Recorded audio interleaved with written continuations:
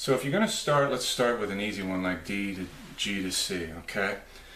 D, so for now we're going to go root position, and you keep the bottom two, and you move the top two. You don't keep the fingers necessarily, because that was 5, 4, 2, 1, no middle finger.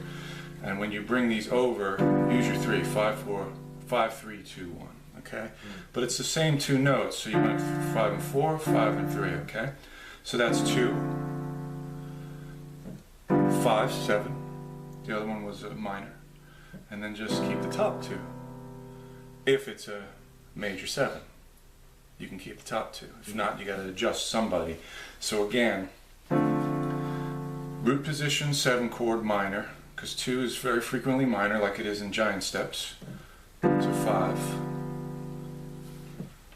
Let's go to F. G is my 2, minor, 7. I keep my bottom two notes, but I switch fingers because it's more comfortable. Otherwise, it'll just feel weird. It's better like that. Okay, and then I keep the top two notes to get to my 1. So that was 2, 5, 1. 2 on the bottom, root. 5 is in your index finger, the root. 1, 5 back, the root back in your pinky. F. What you want to remember is how the distance that these two fingers go. The pointer finger goes a whole step, the thumb only goes a half step. And then same deal, the low note goes a whole step, the higher note goes a half step. So here, where we're in outer space, basically, as far as being able to comprehend who's sharp and who's not, you just do that, whole step down, half step down. Keep the bottom two. Now I keep the top two, whole step down, half step down. Okay? So you want to practice doing those in every possible way. So one of the ways you can do it is like this.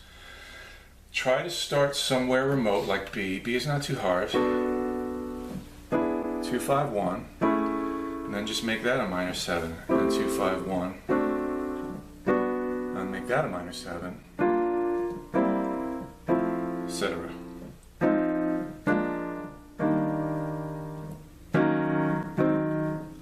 And you're going to wind up back to B. So what you want to do is do B.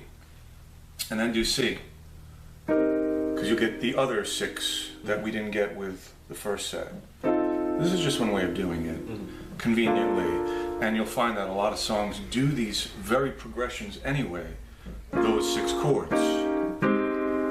Usually not too much farther than that, but it'll help you with a whole mess of songs, not just giant steps. I do that, and minor. Go all the way until you get back to your initial starting point, which was C chords. But once you know the chords, you can put some of that information or some of that harmony in your right hand, and it frees up the left hand to not do so much. So this is generally what I do. See there? I only have 2 notes in my left hand. I got the root and the third. And there I only have the 7th. And there I have the 3rd again. But in my right hand, I'm doing these stacks of 4ths. Except there, here I do a 4th, and then for the E flat, I do a 4th.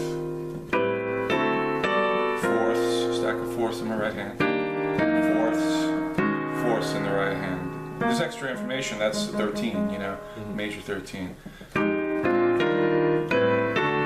It also is going to sound better, like, because as you pointed out, it does not sound good on a piano, especially if you hammer it like I just did. So, what I'm saying in a nutshell is you can, once you know this melody pretty good, you can start to try to put some harmonic information there. Now that is not in a B major 7, it's in a B major 9, but it sure sounds good, right? It sounds right. It sounds like the song. Because Coltrane's, this period, his music was full of extensions, so you can't really go wrong.